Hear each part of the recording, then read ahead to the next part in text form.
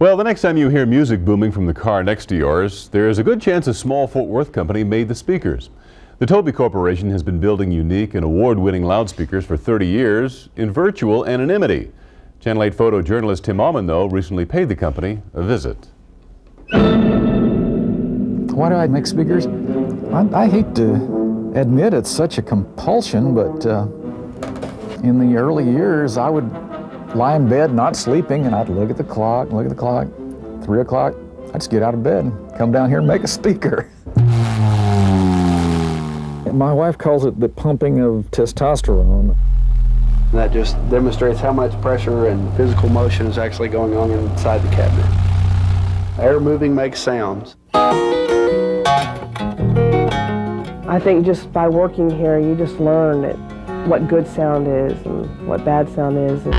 Well, this is what we call a bad speaker. You throw the bad sound out the door and just listen to the good stuff. Often people say, oh, I've never heard of Toby speakers, or I've driven by there 100 times and never looked in. When they come in and say, I've heard of a Bose, I've heard of a JBL, I've heard of a BMW, I've heard of a Klipsch, they can spend a whole lot more money on advertising. And we spend almost nothing. But you have to always answer that same thing. Can it sound like human speech? Do you hear me? Can it sound like an orchestra? Can you listen to it for quite a while and not get tired? I mean, your whole ears get tired of distortion. Really, there's a tiny percentage of people who are even interested in high-quality speaker sound. But if you taste it, if you hunger for it, then it's just one of the beauties in life. It's electrifying, the miracle of human hearing.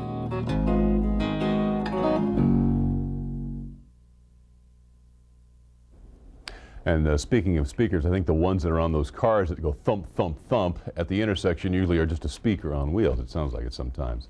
Anyway, good piece by Tim Alman. Thanks very much for joining us for News 8 at 5:30 today. We'll be back for the update tonight at 10 and Dale Hansen's Sports Special. We hope you'll join us then. Have a good Sunday evening.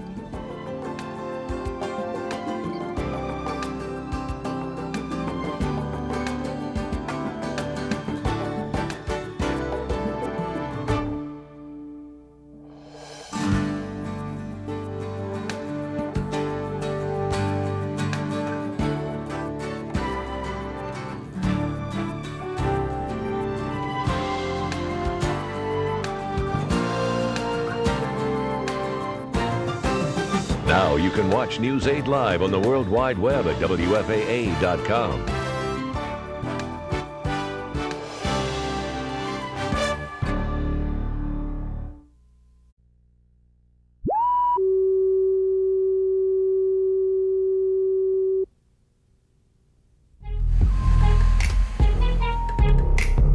No one appreciates a pounding subwoofer more than Toby Gwynn.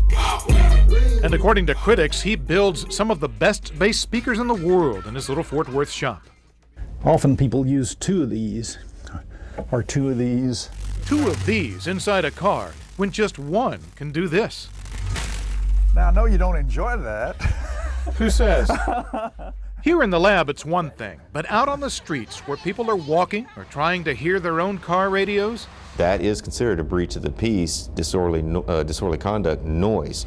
Thursday night, Fort Worth police actually pulled over and ticketed a driver for blaring his radio. I only remember one customer who was actually bragging because he said he'd got a ticket for his stereo, which he said was $250. Expect more noise tickets as complaints rise, mainly from residents moving downtown into an entertainment district that's naturally loud. A city committee is studying the problem, and as a result, police are issuing more tickets for loud music, for flagrantly revving motorcycle engines, and for subwoofers whose ultra-low waves penetrate walls. Well, it's difficult to enforce because it's subjective. To make it more objective, Fort Worth police are testing noise meters that specifically measure sound levels from subwoofers. Even Toby concedes. Well, there's no question there is a limit to it. Jim Douglas, Channel 8 News.